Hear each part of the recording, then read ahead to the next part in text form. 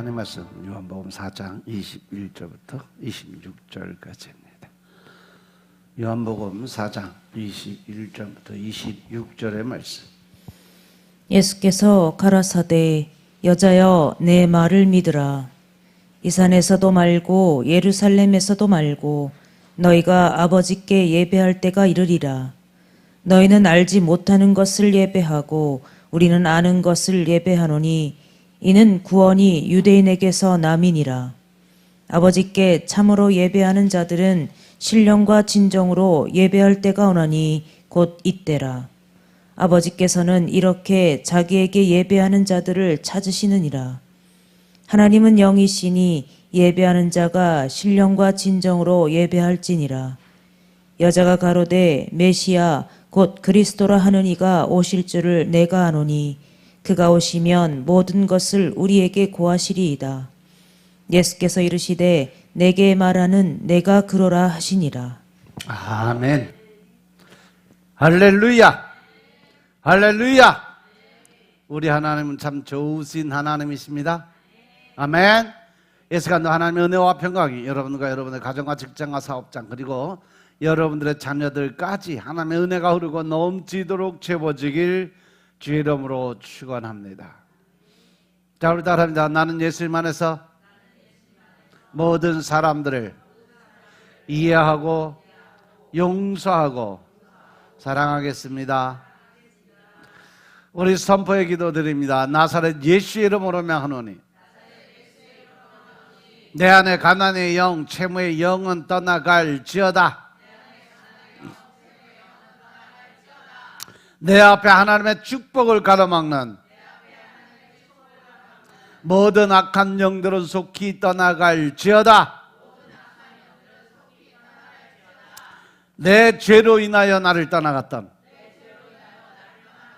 모든 영권, 인권, 물권은 속히 회복되어 돌아올지어다.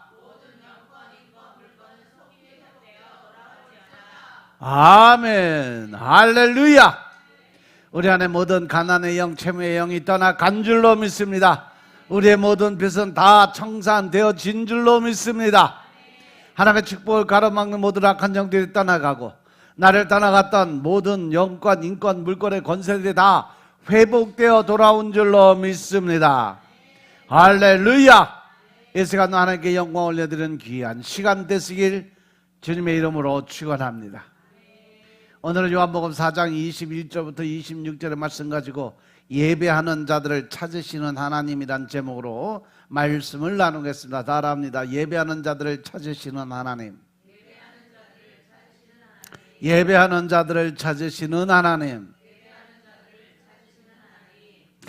과연 예배를 드리는 자들을 찾으시는 하나님이 어떤 하나님일까?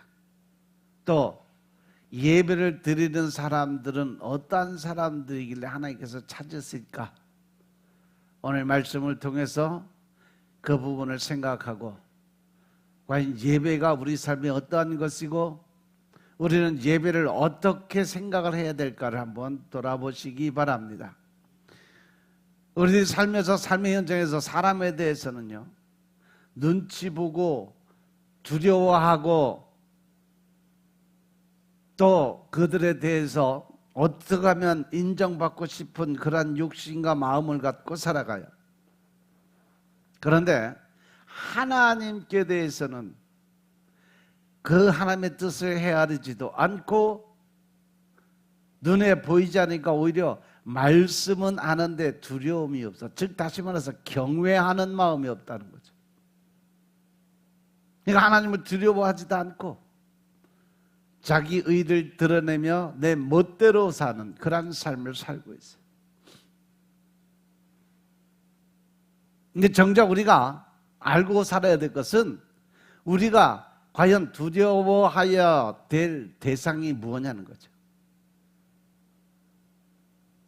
우리가 두려워할 대상은 바로 하나님이심을 믿으시기 바랍니다.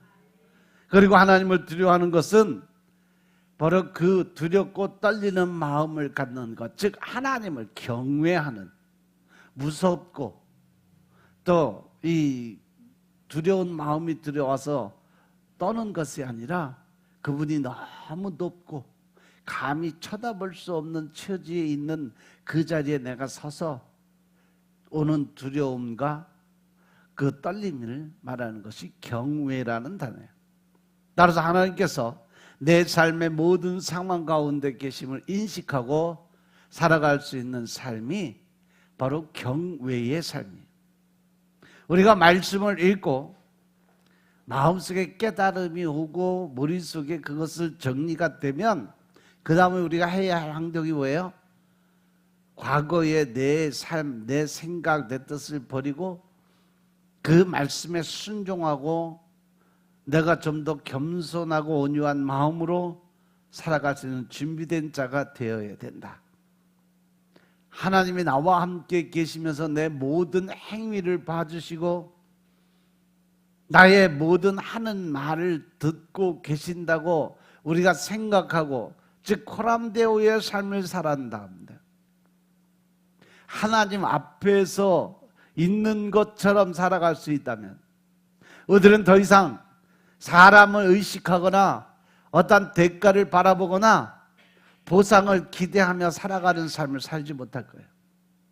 오히려 하나님의 진실로 기뻐하는 일을 찾아서 그 하나님의 뜻을 이루어가고 그 일을 즐거워하는 진정한 하나님의 사람으로 거듭나게 될 것임을 깨달으시기 바랍니다.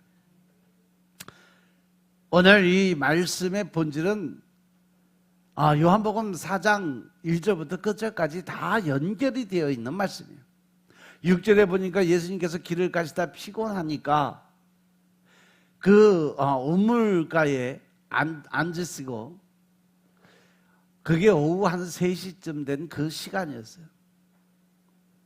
그리고 이제 오늘 이 본문 말씀에 들어가기 전에 보니까 그 여자에게 예수님이 묻습니다. 내 남편 좀 데리고 와봐. 그랬더니 남편이 없다고 얘기하니까, 그래 맞아. 너는 남편이 5이나 있고 지금 같이 사는 사람도 내 남편이 아니니까 네 말이 참되다 라고 말을 해요.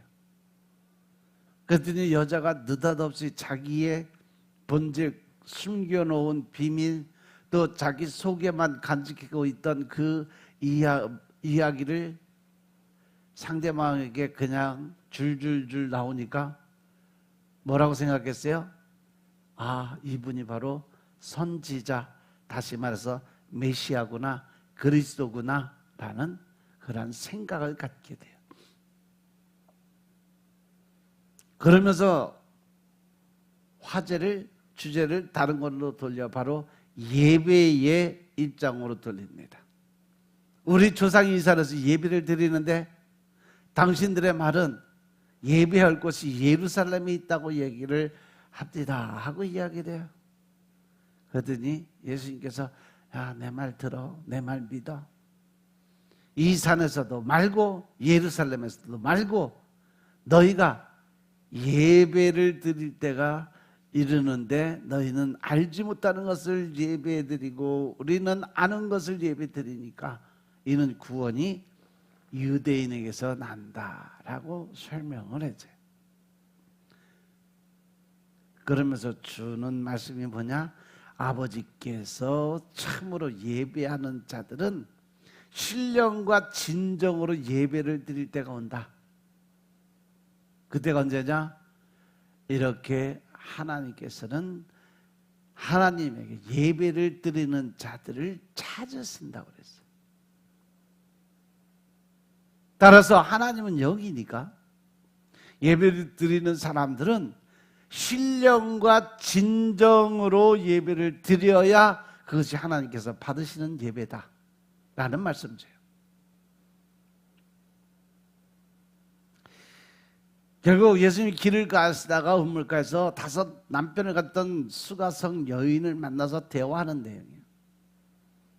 이 수가성 여인이 예수님의 영적인 말씀의 의미를 모두 다 알고 있다는 것을 대화 속에서 우리가 볼 수가 있어요. 그죠? 때문에 수가성 여인은요, 예수님을 알아보고 대번역 얘기를 하잖아요. 주여, 내가 보니까 선지자로소이다. 그렇게 얘기하면서 그동안 신앙생활하면서 가장 궁금했던 것을 질문을 해요. 뭐냐? 바로 예배자예요. 하나님께 드려지는 예배는 과연 어떠한 예배냐 이거죠. 그래서 예수님께서 예배의 어떤 모습을 설명하면서 내 말을 믿으라고 말씀하세요. 하나님은 바로 인류의 아버지심을 믿으시면 아멘 합시다. 인류의 아버지 하나님은요, 천지 만물을 지으신 조물주 하나님이세요. 믿습니까? 창세기 2장 7절에 보시면 하나님께서 특별히 창조한 인간은 하나님과 영원히 같이 사는 영적인 존재로 같이 동행하는 삶을 살기 위해서 하나님이 만드셨어요. 우리가 이렇게 이 땅에서 힘들고 어렵게 살게 하려고 하나님 만드신 거 아니에요. 에덴 동산에서부터 인간 스스로 지은 그 죄 때문에 우리가 이 땅에 내려와서 이렇게 힘들고 어렵게 살아가는 거예요. 하나님께서는 우리 사람들을 하나님과 영원히 함께 살게 하시려고 하나님이 그 가지고 있는 하나님의 영인 생영을 우리에게 부어주신 분이 바로 하나님이십니다. 믿습니까? 그런데 우리 스스로 죄를 범하고 그 죄값으로 인해서 영원한 죽음, 사망에 이르게 되었으니까 그 사망과 지옥의 참혹한 형벌을 받는 자가 되고 만다는 거죠. 그것은 바로 생명나무와 선악과 나무 사이에 있는 자유 선택 의지, 스스로 결정할 수 있는 권리를 인간이 잘못 설정을 했기 때문에, 결정을 했기 때문에 나온 결과입니다. 하지만 하나님은 인간을 죽음이라고 하는 사망의 권세에서 멸망에 빠지는 그러한 삶을 그대로 버려두지 아니하시고 엄청난 결단을 하세요. 바로 하나님의 아들인 예수 그리스도를 세상에 보내셔서 온 인류를 구원하시기로 작정을 하셨으니까 그분이 곧 예수 그리스도께서 십자가에 못 박혀 돌아가시는 사건, 십자가의 고난과 부활의 사건입니다. 빌립보서 2장 5절부터 8절의 말씀 보겠습니다. 빌립보서 2장 5절부터 8절의 말씀입니다. 너희 안에 이 마음을 품으라. 곧 그리스도 예수의 마음이니 그는 근본 하나님의 본체시나 하나님과 동등됨을 취할 것으로 여기지 아니하시고 오히려 자기를 비어 종의 형체를 가져 사람들과 같이 되었고 사람의 모양으로 나타나셨음에 자기를 낮추시고 죽기까지 복종하셨으니 곧 십자가에 죽으심이라. 아멘. 인류 구원의 가장 그 하나님의 뜻을 잘 표현한 말씀이 바로 이 말씀인 것 같아요. 자기를 낮추시고 죽기까지 복종하신 분, 그것이 곧 십자가에서 죽는 십자가 사건이었다. 사도 바울을 통해서 하나님께서 우리에게 주시는 말씀이 여기에 그리스도를 우리가 본받아야 할 대상으로 제시를 해줘요. 그런데 그 삶이 어떤 삶이냐? 우리들도 종으로 살아가는 모습으로 모든 사람들에게서 낮아지는 삶을 살아라. 온유한 삶, 섬기는 삶, 그것을 통해서 너희들의 변화된 모습을 보여줘라 라는 말씀이에요. 아멘. 예수 그리스도는 하나님의 본체라고 그랬어요. 하나님의 본체라는 것은 그리스도가 천지 만물을 창조하시고 다스리시고 주관하시는 영광의 하나님을 의미한다는 것을 깨달으시기 바랍니다. 가장 고귀하고 높으시고 위대하시고 이 세상에 어떠한 피조물과도 비교할 수 없는 분이라는 거죠. 그렇기 때문에 예수님은 하나님이시고 하나님과 동등된 그러한 분이심을 믿으시기 바랍니다. 그런데 하나님께서 자기를 영광의 자리를 비우시고 이 땅에 내려오셔서 그분의 그 모든 것을 다 감추시고 우리 인간과 똑같은 사람이 되셨어요. 사람과 같이 되었다는 것은 자신이 만든 피조물로 변화됐다는 사실이죠. 사람이 만든 피조물이 되었을 뿐 아니라 자기를 낮춰서 언제까지? 죽기까지 복종의 삶을 사셨다. 즉 하나님 아버지의 뜻에 따라서 자신의 모든 영광을 다 버리고 감추시고 죽기까지 하나님의 말씀에 절대 복종, 절대 순종의 모습을 몸소 행하고 우리에게 본으로 보여주셨음을 믿으시기 바랍니다. 이렇게 복종하셨다는 의미에는 종이 되었다는 사실을 선포하고 있다는 거죠. 하나님 아버지의 종이 되셔서 주인으로서 하나님이 아버지가 종인 자신에게 뜻하신 모든 것을 대행했다는 거예요. 예수님께서 이 땅에서 하나님이 하신 일을 대신 하나님의 권세와 능력의 모습으로 나타내 보이셨다는 거죠. 그래서 십자가에 죽기까지 복종하셨다라는 말씀을 쓰신 거예요. 이 모든 것은 자기 자신을 위한 것이 아니라 이 세상에 살아가는 모든 죄인들을 위해서 행하신 것임을 믿으시기 바랍니다. 따라서 교회가 한 몸을 이루고 하나가 되기 위해서는 모두가 자기 자아를 버리고 세상에 드러나는 자신의 영광을 감추고 예수님처럼 우리도 섬기는 삶을 살아감으로 종이 되어서 죽기까지 복종해야 된다는 사실 명심하시기 바랍니다. 이것이 진정한 예배자의 모습이에요. 하나님이 아침과 저녁으로 내가 너희를 만나고 싶다. 내가 너희의 기도 소리를 듣고 싶다. 항상 나는 너와 대화를 하고 싶고 나는 너와 늘 동행하는 삶을 살고 싶다. 마태복음 28장의 그 마지막 부분 그 말씀에처럼 내가 너와 영원히 동행하는 삶을 살 거다라고 말씀하신 그 삶은 예수님은 지금도 우리와 동행하는 삶을 살고 또한 우리의 예배를 받으시기 원하시고 우리의 기도를 들으시기 원하시는 하나님이심을 믿으시기 바랍니다. 그것이 바로 종으로서 우리가 하나님께 드려야 될, 예수님께 드려야 될 바로 영적인 본분인 것임을 깨달으시기 바랍니다. 내가 바쁘다고, 내가 할 일이 많다고, 내가 만나야 될 사람이 많다고, 내가 세상의 어떤 일을 통해서 하나님보다 먼저 세상의 일을, 자기 우선적인 일을, 자기의 중심적인 일을 먼저 한다면 그건 하나님을 무시하는 행위예요.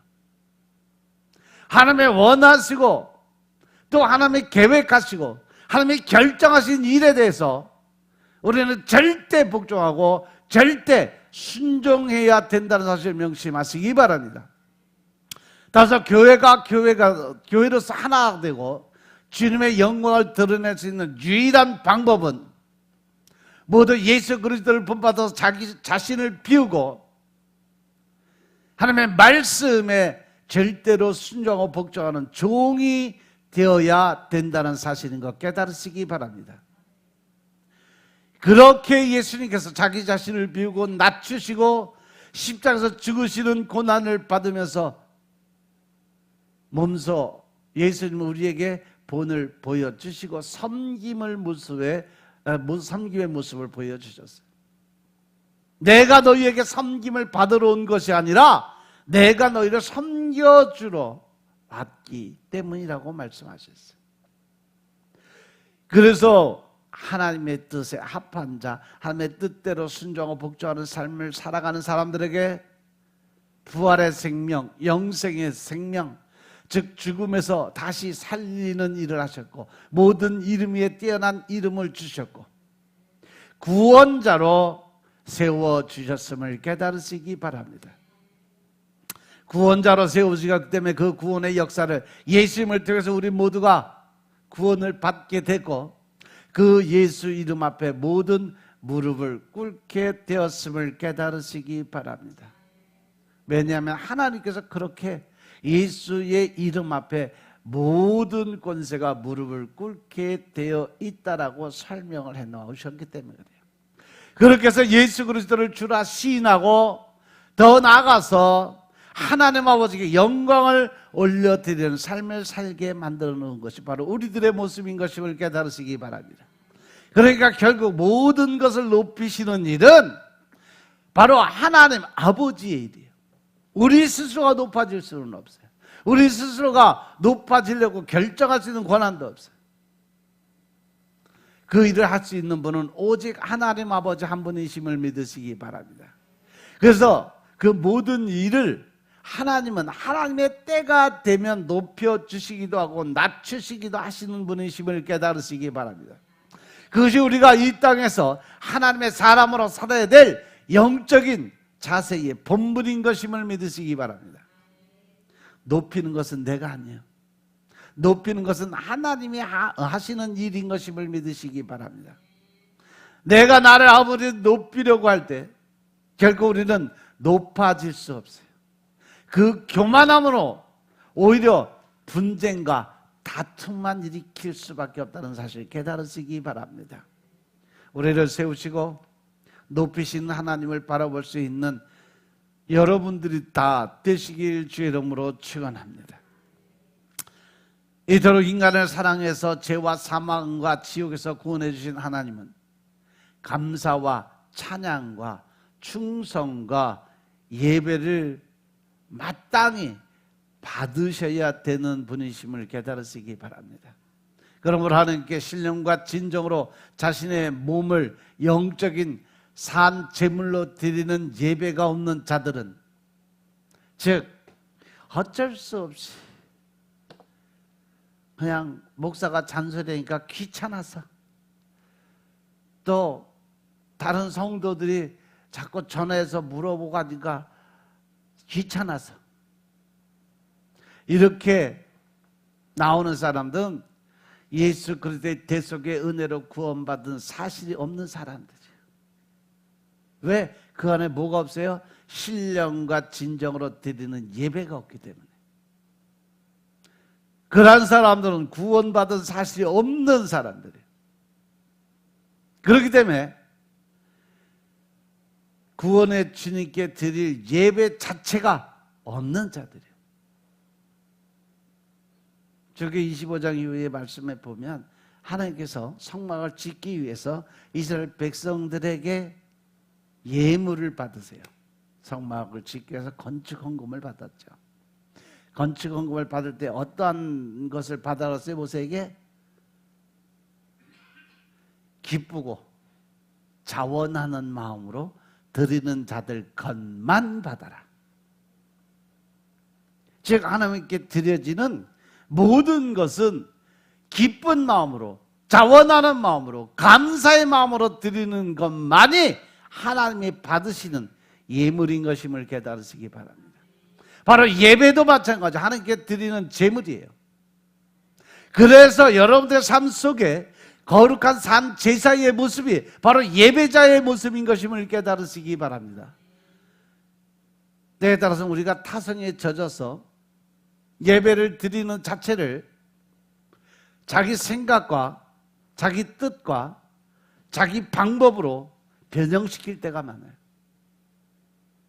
바쁘면 바쁘다고 해서 못 나오고, 또 친구 만나야 되면 친구 만나기 위해서 못 나온다 그러고, 사업하는 사람이 사업의 문제 때문에 하나님 만나기를 거부한다면 그것은 구원의 자리에 들어갈 수 없다는 사실들 명심하시기 바랍니다.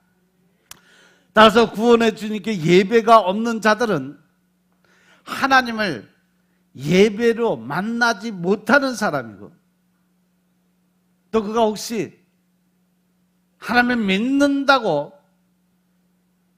나와서 마음의 중심이 없는 예배를 드릴지라도 그 예배는 곧 죽은 예배가 될 수밖에 없다라는 거죠. 믿습니까? 곧 예배를 받으신 하나님께 상달되지 못하는 그러한 예배로 생명의 구원, 생명을 구원해 주시는 그러한 하나님과 영적인 관계가 다 끊어져 버린 그러한 관계가 된다는 거예요. 하나님은요, 우리 성도들을 겉모습 보고 교회 왔다 갔다 하고 섬기는 것 잘하고 봉사 잘한다고 그래 착하다 이쁘다 라고 하시는 분 아니세요. 그 마음속에 헌신과 봉사의 자리에 어떠한 마음을 먹고 그 자리에 서 있는지, 어떠한 마음 먹고 예배의 자리에 앉아 있는지, 그것을 하나님은 겉모습을 보는 게 아니에요. 그 마음의 중심을 보시는 하나님이심을 믿으시기 바랍니다.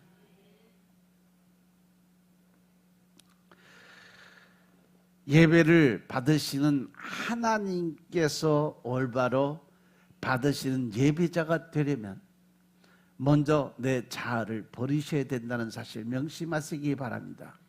내 안에 하나님 되고자 하는 자만과 교만의 마음을 빨리 버리시기 바랍니다. 내 형편과 사정에 맞춰서 내 생각과 내 뜻대로 내 방법대로 예배자의 자리에 선다면 그것은 하나님의 방법이 아니라 내 방법이고 내 뜻이요. 내가 하나님의 자리에 앉아서 모든 걸 결정할 수 있는 권한을 스스로 사용하고 있다는 거죠. 그건 하나님을 무시하고 경멸하는 사실인 거 명심하시기 바랍니다. 예수 그리스도께서 자기 목숨을 대속물로 주기 위해서 피 흘려 죽으시고 또한 구원하신 그 엄청난 진실 앞에서 기도와 찬양과 감사와 충성된 예배가 없다면 그저 하나의 형식적인 종교 생활을 하는 것과 별반 다른 것이 없다는 거죠.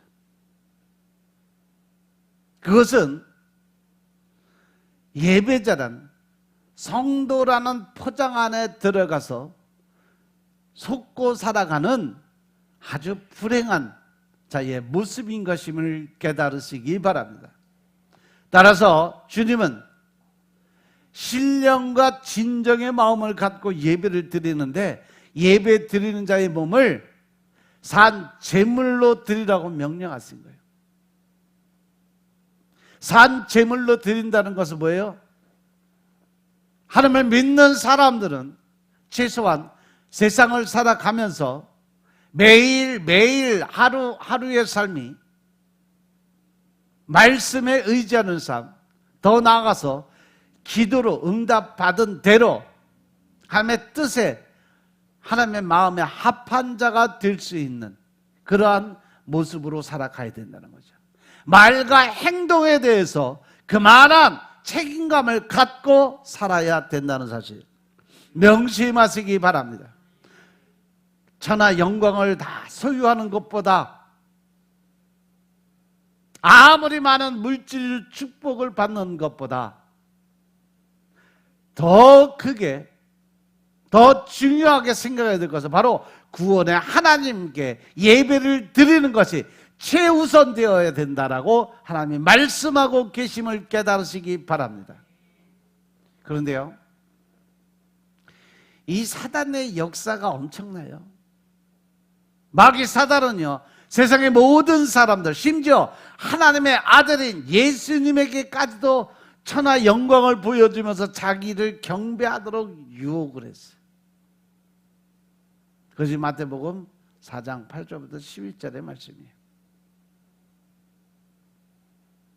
예수님께서는 유혹하는 사단을 아주 호되게 야단을 치시죠. 오직 하나님에게만 예배드리는 자가 마귀, 사단, 귀신의 천하 영광의 유혹을 능히 이길 수 있고 예수 그리스도로 주신 구원의 축복을 누릴 수 있는 자들인 것임을 깨달으시기 바랍니다. 아멘. 마태복음 4장 8절부터 11절 말씀 보겠습니다. 마태복음 4장 8절부터 11절 말씀. 마귀가 또 그를 데리고 지극히 높은 산으로 가서 천하만국과 그 영광을 보여 가로되 만일 내게 엎드려 경배하면 이 모든 것을 내게 주리라. 이에 예수께서 말씀하시되 사단아 물러가라. 기록되었으되 주 너의 하나님께 경배하고 다만 그를 섬기라 하였느니라. 이에 마귀는 예수를 떠나고 천사들이 나와서 수종드니라. 아멘. 할렐루야. 사단이 유혹하는 게 바로 8절의 말씀이에요. 세상의 모든 영광을 눈으로 볼 수 있는 자리, 즉 내가 이 일 하나를 통해서 앞으로 얻어질 물질적인 풍요로움의 모습을 머릿속에 심어 놓는 거예요. 그러니까 그 물질의 환상을 따라가다 보면 예배자의 모습, 즉 하나님을 섬기는 자의 모습, 낮은 자의 이 순종하는 모습이 사라져요. 순간적으로 눈앞에 보이는 현금을 바라보는 거예요. 현실을 바라보는 거예요. 내가 이 일을 꼭 이 시간에 안 하면 안 될 것 같은 생각을 갖게 만들어. 그러면 예배의 그 모습보다 하나님의 섬기는 말씀에 순종하는 그러한 생각보다 현실에 사단이 주는 유혹이 더 커 보이는 거죠. 그래서 예배를 빼먹고 사업에 몰두하고 친구 만나는데 몰두하고 세상의 환락을 쫓아가는데 몰두하고 더 나아가서 하나님의 뜻대로 하나님의 방법대로 살아야 된다는 걸 알면서도 머리를 하는데 이 가슴 속에서 꼭 그 모든 것을 회방한다. 왜? 이미 내 안에 누가 들어있어? 마귀, 사단이 이미 들어가 있기 때문인 것임을 깨달으시기 바랍니다. 누구든지 예배를 예배답게 드리지 못하는 사람들은요, 세속적인 삶을 살아가는 거고 마귀적인 삶을 살아가는 거고 구원의 주 예수 그리스도를 떠난 저주와 사단의 지배를 받는 삶을 살아간다는 사실 명심하시기 바랍니다. 마귀, 사단, 귀신의 역사는 지금도 여전히 세상의 것, 육신의 것, 천하 영광으로 유혹을 하고 기도, 찬양, 충성, 전도, 제일 많이 예배를 방해하는데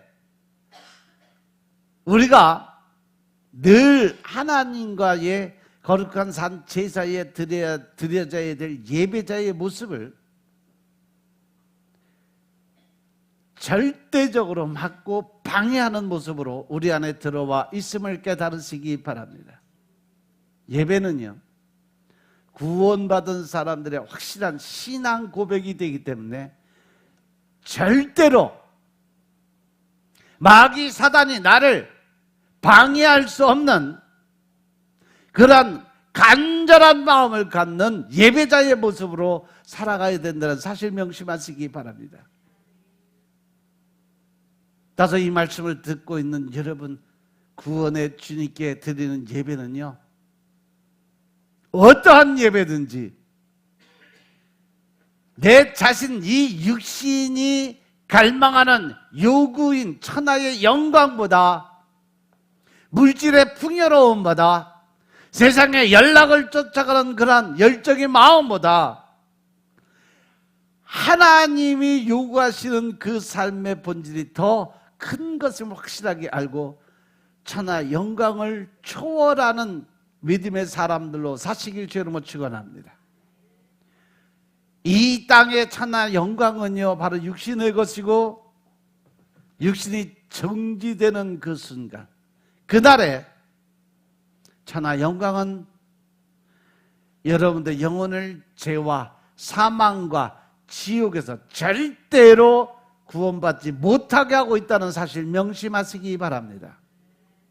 우선 육신이 먹어야 하는 것보다 하나님의 입에서 나오는 모든 말씀으로 영원히 살려고 하는 것을 우선시하는 사람만이 신령과 진정으로 자기 몸을 하나님께 기뻐하시는 거룩한 산 제사로 드리는 영적인 예배를 드리는 자가 된다는 사실 명심하시기 바랍니다.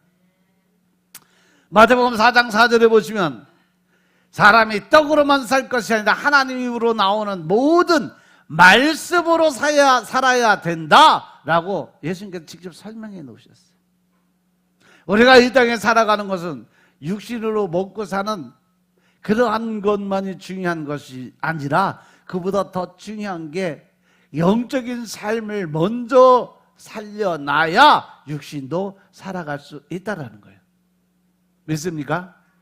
그래서 하나님께서 우리를 축복하실 때도 요한 3서 2절에 보시면 사랑하는 자여, 하나님이 사랑하는 사람들에게 주시는 말씀.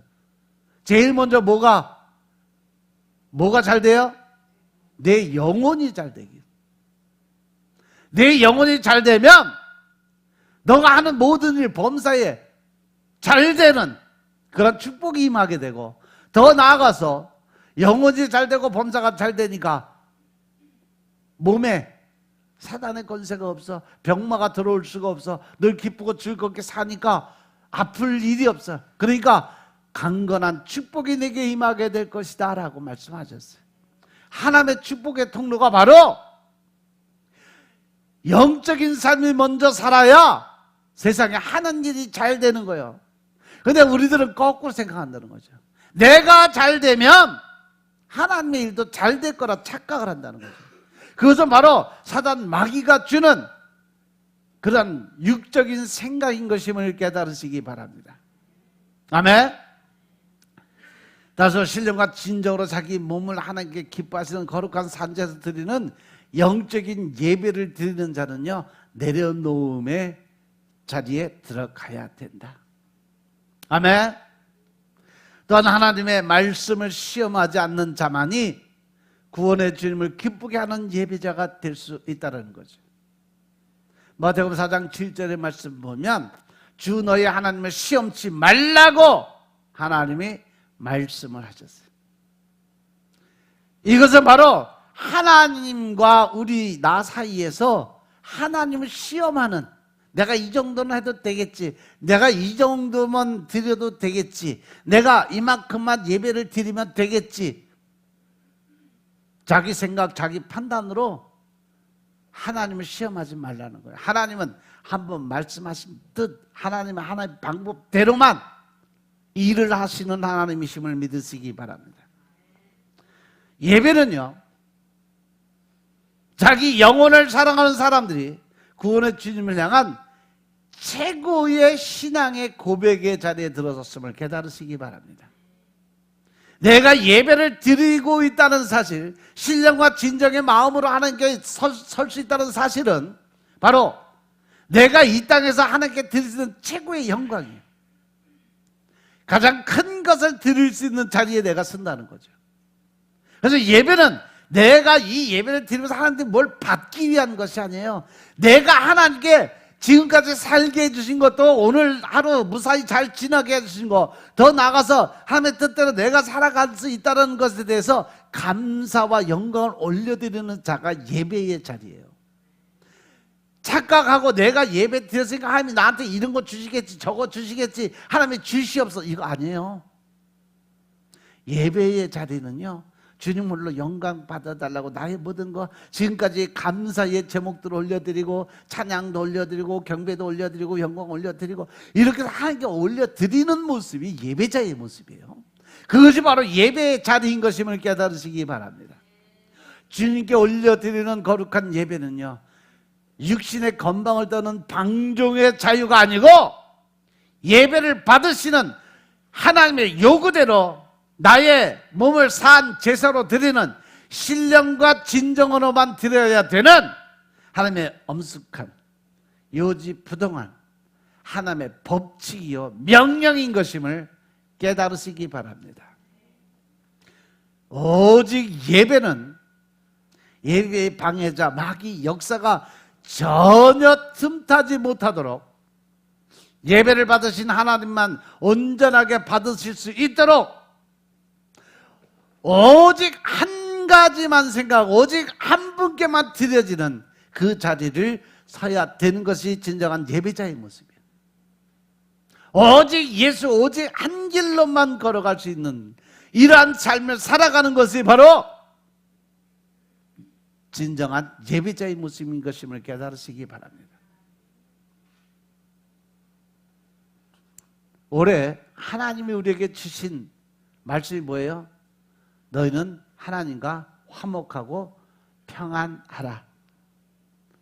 그리하면 복이 내게 임하겠다라고 말씀을 하셨어요. 과연 나는 올 1년 동안 하나님과 친해지고 하나님과 화목한 화목제의 제사를 얼마나 드렸을까 돌아보세요. 너희에게 내가 복을 주기 원하는데 먼저 해야 될 조건이 뭐다? 나하고 친해져 봐. 내 말 잘 들어봐. 네가 내 말에 순종해봐. 내가 원하는 대로 살아봐. 네가 복을 받나 못 받나 확인시켜 줄게. 이게 올해 초에 하나님이 우리에게 주신 말씀이에요. 근데 과연 나는 하나님과 얼마나 화목하고 친해지려고 내가 너를 아침과 저녁으로 만나기 원한다라고 말씀하시는데 나는 과연 아침과 저녁으로 하나님과 교제를 했나 안 했나 돌아보시면 답 나와요. 하나님의 말씀하신 거 뒤져내 놓고 내 멋대로 내 생각대로 내 방법대로 살아가면서 왜 하나님은 나한테 이런 연단만 주고 힘든 일만 생기게 하고 왜 사업은 안 풀리게 하고 왜 나는 하나님의 그 축복을 받지 못하고 살아가는지 모르겠다고 원망하고 불평한다면 어불성설이라는 거예요.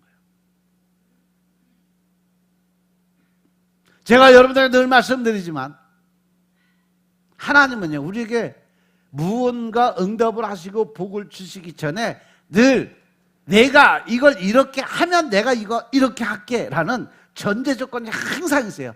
말씀에도 보면요 하나님의 응답이 임하게 될 때 이스라엘 백성들에게 어떤 하나님의 능력이 나타날 때 보면 너희들이 이렇게 하면 내가 이렇게 하겠다라는 전제 조건이 늘 붙어 있어요. 하나님은 절대 공짜가 없는 분이시기 때문에 하나님은 우리에게 주실 때도 절대로 공짜로 주는 건 없어요.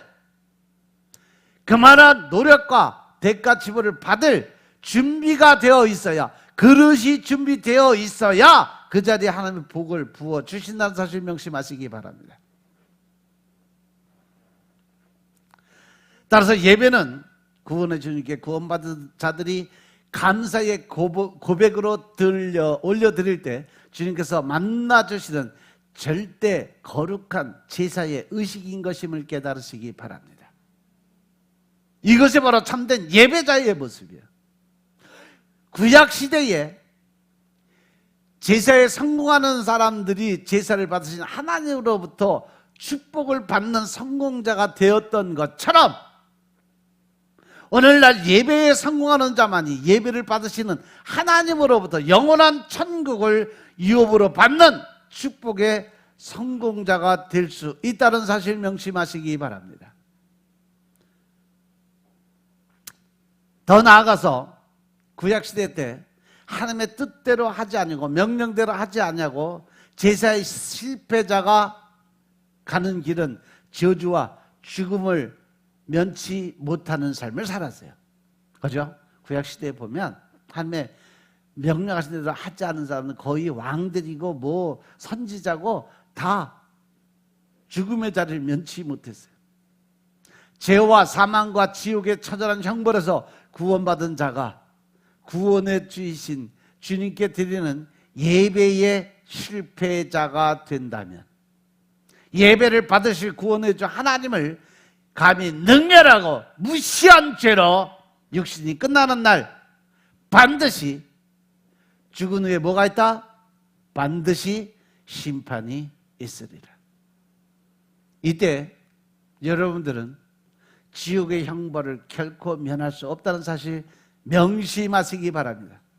따라서 예배는 잠시 이 땅의 육신의 삶을 살 때 존재하는 천하 영광보다 영원히, 아주 영원히 제한 없이 아주 큰 하나님의 뜻인 것임을 깨달으시기 바랍니다. 천하 영광은 내 영혼을 죄에서, 지옥에서 전혀 구원하지 못하지만 예배를 받으시는 예수 그리스도께서는요, 나를 죄와 사망과 지옥에서 능히 구원하실 수 있는 능력의 하나님이심을 믿으시기 바랍니다. 다소 나의 구세주 되신 하나님께 나의 몸을 산 제물로 드려서 감사의 제사를, 감사의 예배를 드릴 수 있는 여러분들의 삶이 되시길 주님으로 축원합니다. 그리고 영원의 때에 저 천국에서 구원의 내 주님께 영원한 예배자의 자리에 서시길 주 이름으로 축원합니다. 그날을 위해서 예배를 받으실 구세주의 요구대로 내 평생에 거룩한 산 제사의 모습, 즉 다시 말해서 예배자의 삶에 집중하시기 바랍니다. 우리가 이 땅에 사는 동안 천국에서 주님을 뵐 때까지 예배를 드리고 또 예배를 드릴 수 있는 여러분들의 삶이 되시길 주 이름으로 축원합니다. 요한복음 4장 13절 14절에 보니까 예수님이 사마리아 수가성 여인에게 대답하시는 말씀이 있어요. 이 물을 먹는 자마다 다시 목마르느니라. 내가 주는 물을 먹는 자는 영원히 목마르지 아니하리니. 할렐루야. 왜냐? 나의 주는 물은 그 속에서 영생하도록 솟아나는 뭐가 된다? 샘물이 된다. 할렐루야. 우리가 예수님께서 살다 보면 육신에 목마른 듯 우리 스스로 살아가면서 목마르는 걸 느끼는 것처럼 영혼 또한 갈증을 느낀다는 거예요. 중요한 건 육신은 살아서 움직이니까 목마르면 목마른 걸 느껴. 근데 영적인 갈급함을 느끼지 못한다는 것은 결론은 뭐예요?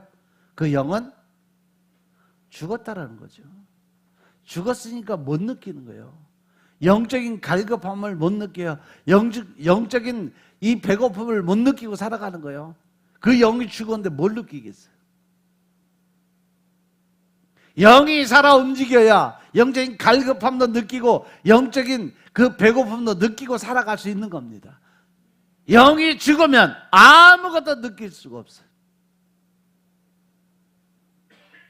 영적인 갈급함은요, 이 세상에 어떤 것으로 채워지지 않는 허전함이 있어요. 영적인 배고픔은요, 아무리 많이 먹어도 육신의 배는 띵띵해서 넘어올 것 같은데 그래도 이 정신적으로 아직도 뭔가 부족하고 뭔가 더 채워야 될 것 같은 그런 갈급함이 있어요. 그것은 육신의 배고픔이 아니에요. 영적인 배고픔. 그 영이 배고프다고 아우성 치는 거예요. 그럴 때는 뭘 한다? 말씀을 읽고 기도를 드리고 예배에 집중해야 된다. 믿으시면 아멘 합시다. 이러한 채워지지 않는 마음의 공허함은 본래 하나님이 계셔야 할 자리에 세상에 잡다한 것으로 채우려고 하기 때문에 더 갈급함이 내 안에 들어오는 거예요. 그러다 보니까 육적인 세상적인 일에 더 관심이 많아. 말씀을 읽는 시간에 사업 구상하고 또 기도 드려야 될 시간에 세상의 연락을 찾아가고 또 하나님께 기도 드려야 되고 예배를 드려야 될 그 시간에 내 자아를 위한 자기 욕심을 채우기 위한 시간을 허비하는 거죠. 진정으로 이 갈증을 해소하고 마음을 만족시킬 수 있는 유일한 방법 오직 하나, 내 마음속에 하나님을 온전히 모시고 진정한 올바른 참된 예배자가 되어야 된다는 사실 명심하시기 바랍니다. 하나님께서는 바로 그렇게 하나님을 기쁘게 할 수 있는 예배자들을 항상 찾고 계신다는 거예요. 그래서 제가 여러분들에게 늘 권고하는 말씀이 그거예요. 오늘 하루도 하나님을 기쁘게 하고 하나님을 웃게 만들 수 있는 하루의 삶을 살기를 기도드리는 이유가 바로 그거예요. 여러분이 영적으로 올바로 서고 하나님 앞에 올바른 삶을 살게 만들기 위해서 늘 복음의 전신갑주를 입혀드리고 보혈의 피를 뿌리고 성령의 삼중 보막을 쳐주면서 여러분들이 올바르게 하나님 안에 온전한 신앙생활을 하게 하기 위해서 늘 중보하고 기도드리고 있다는 사실 명심하시기 바랍니다. 따라서 하나님께서 기뻐하시는 예배를 통해 우리의 영혼의 갈증을 해소하고 여러분들 안에 그 영이 만족할 수 있는 삶을 누리시길 주의 이름으로 축원합니다. 여기서 사마리아 여인은 영원히 목마르지 않는 물을 달라고 예수님께 구하는 장면이 나와요. 그런데 예수님은 그녀에게 느닷없이 뭐라 그랬어요? 내 남편 데려와봐 그랬어요.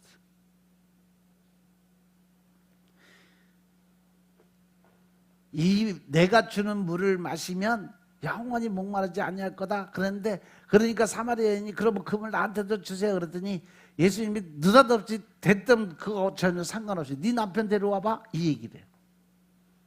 근데 그 여인은 뭐라 그래요? 난 남편이 없어요 그래요. 예수님이 모를 것 같으니까 남편을 5을 죽게 만들고 지금 같이 살고 있는 남편도 없다라고 뻥을 쳤어요. 근데 예수님이 다 알고 있어요. 남편이 5이나 있고 지금 같이 사는 남자도 내 남편이 아니냐는 사실을 지적하니까 그 사마리아 여인이 이분은 보통 사람이 아니라 바로 하나님이 보내신 선지자 메시아 그리스도시구나 라는 것을 바로 깨달아요. 그렇게 알 수 있다는 것은 뭐예요? 그 여인은 항상 뭐를 갈급해? 영적인 갈급함만 해. 구약의 말씀에서 메시아가 이 땅에 오실 거다, 그분이 그리스도라는 것을 이미 알고 있는 사람이에요. 그렇기 때문에 대번에 그가 이분이 그리스도구나, 이분이 메시아구나, 바로 이분이 하나님의 선지자구나 라는 것을 대번에 알아차리죠.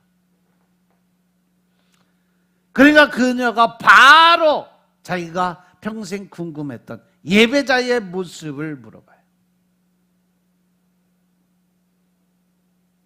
그러면서 자기의 예배의 철학관을 예수님께 말씀을 드려요. 근데 예수님 뭐라고 그래요? 참된 예배는 장소가 아니라 예루살렘 성전도 아니고 시문산도 아니고 신령과 진정으로 드려지는 예배, 온 마음과 정성을 다해서 드릴 수 있는 예배자의 모습이 하나님께 받으시는 예배가 된다. 그랬더니 바로 이 여인이 메시아를 언급했고 예수님은 바로 자신이 내가 바로 그다, 내가 메시아야, 내가 그리스도야 라고 처음으로 세상에 나오셔서 바로 처음으로 내가 그리스도다, 내가 메시아라는 것을 처음으로 밝히는 장면이에요. 과연 예수님을 선지자로 알아보는 이 사마리아 여인은 누구였을까? 요한복음 4장 15절부터 19절의 말씀 한번 보겠습니다. 요한복음 4장 15절부터 19절의 말씀을 보겠습니다. 여자가 가로되 주여 이런 물을 내게 주사 목마르지도 않고 또 여기 물 길러 오지도 않게 하옵소서.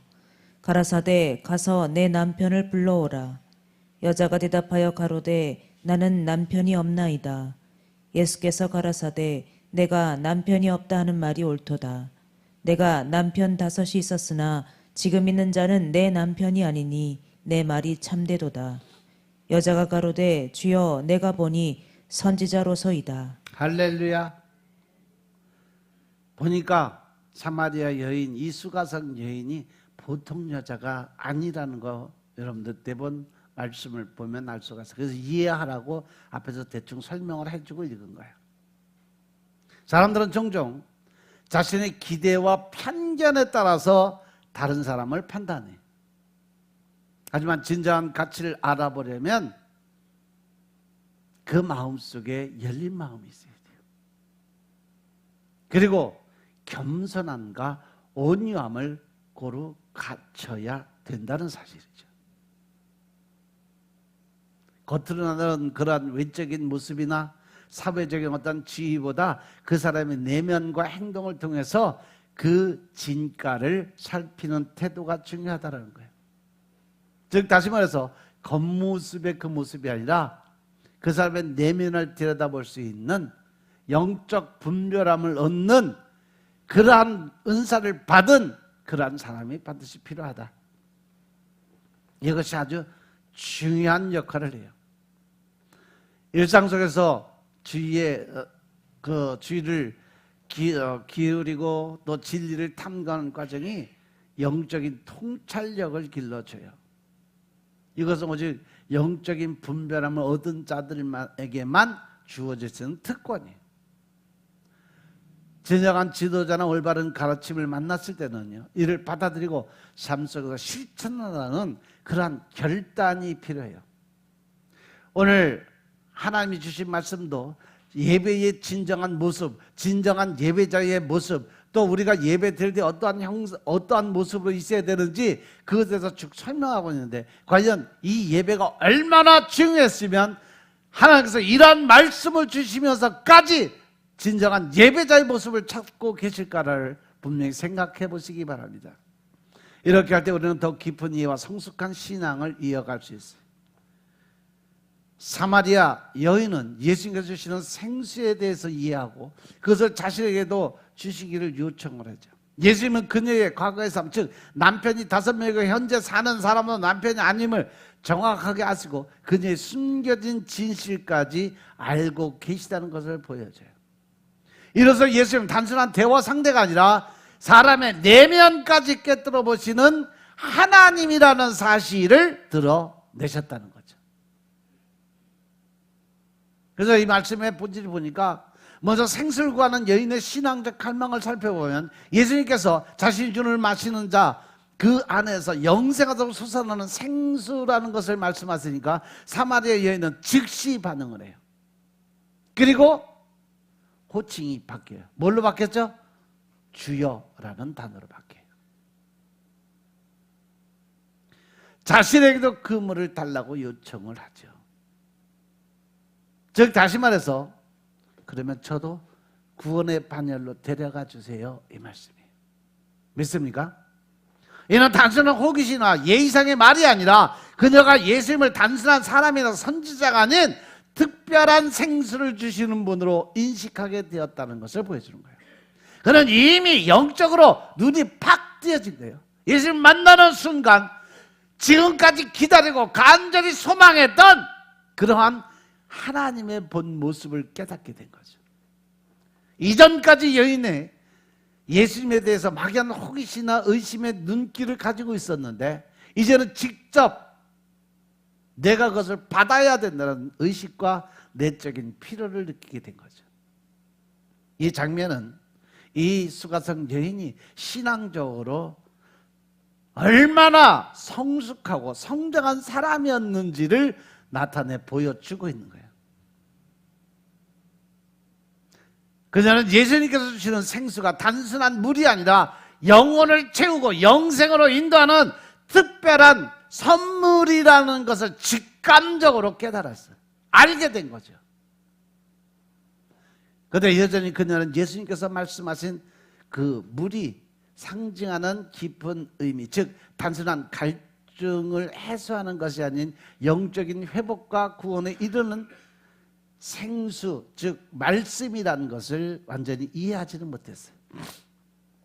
그럼에도 불구하고 여인은 처음으로 예수님께 적극적으로 다가서면서 자신의 필요와 갈망을 솔직하게 표현함으로 인해서 그가 온전한 믿음의 첫걸음을 내딛게 된 거죠. 그런데 그곳에 여인의 상처를 꿰뚫어 보시는 예수님이 계셨던 거죠. 그리고 예수님과 사마리아 여인의 대화는 점차 깊은 내면으로 들어갑니다.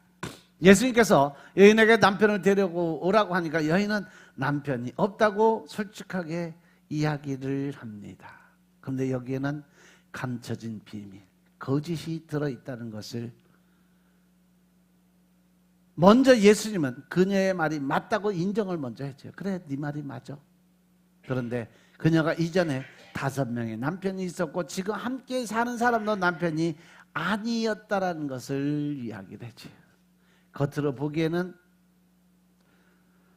대화가 엉뚱한 방향으로 흐르는 것 같지만 이는 단순히 과거를 드러내는 것이 아니라 여인의 숨겨진 상처와 삶의 고통을 이해하시고 바로 그 안에서 진정한 치유와 회복을 이루고자 하는 예수님의 깊은 하나님의 깊은 상처 치료가 임하게 된다는 사실을 보여준다는 거 명심하시기 바랍니다. 그의 상처를 깨뜨려서 아픈데 또 찌르는 것이 아니라 그 상처를 끌어내서 골맞은 것을 터뜨려서 짜내서 치료하고 이제 그에게 새로운 삶을 허락하기 위한 하나님의 방법이었다는 거죠. 믿으시면 하나 말입시다.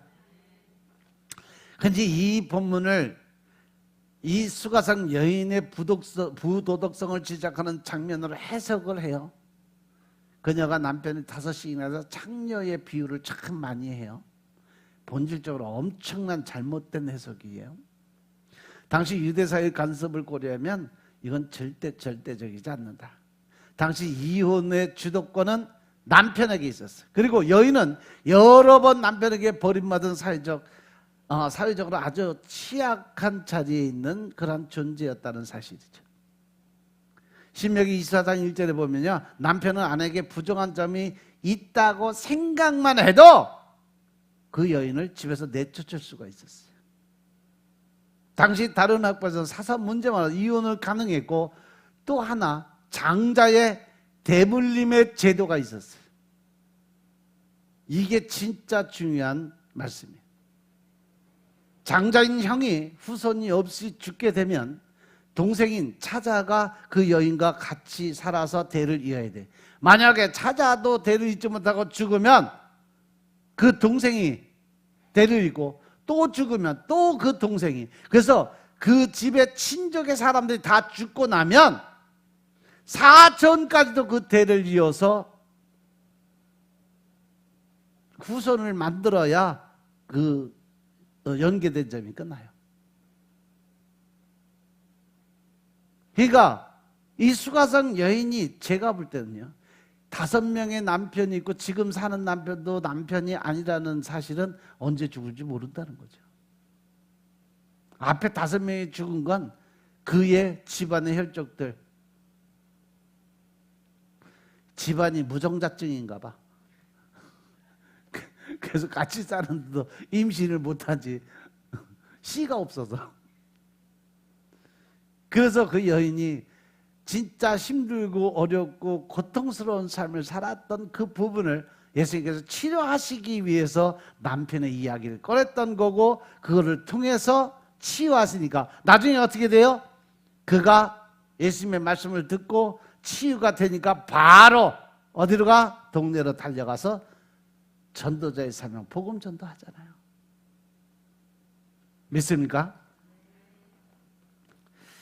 따라서 이 사마리아 여인의 모습을 보면 그가 말씀을 진짜 잘 알았던 사람, 더 나아가서 구약의 예언서에 나와 있는 메시아를 엄청나게 기다리고 있던 사람이에요.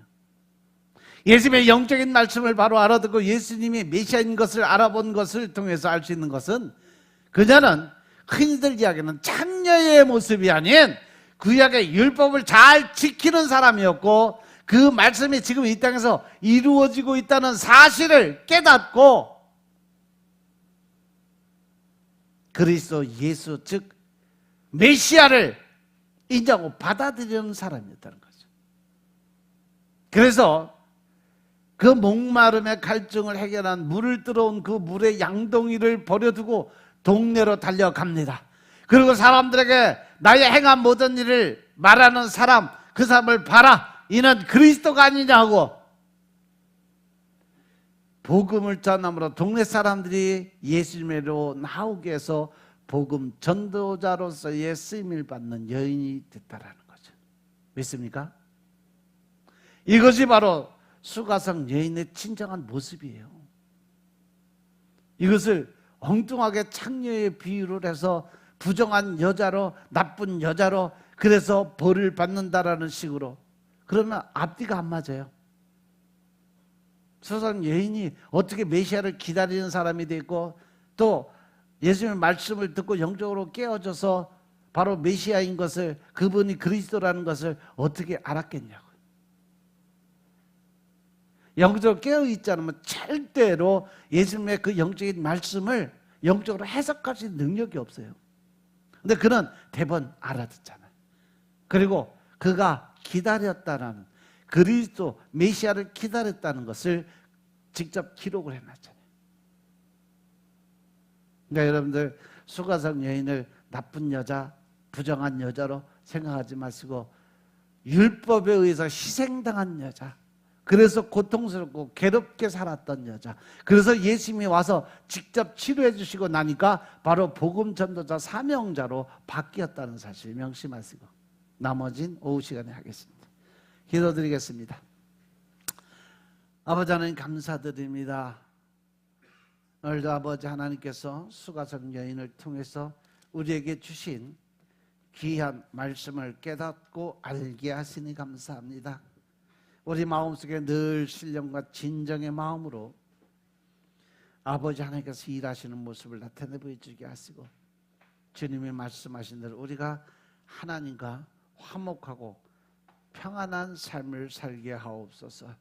늘 말씀을 의지하고 주님과 기도로 대화하게 하시고, 또한 하나님의 뜻을 깨닫고 예배에 집중할 수 있는, 예배하는 자들을 찾으시는 하나님을 만날 수 있는 귀한 시간 될 줄을 축복하옵소서.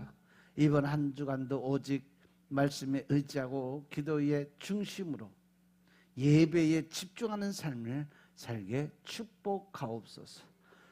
모든 말씀 우리 주 예수 그리스도의 이름으로 감사드리며 기도드렸사옵나이다. 아멘.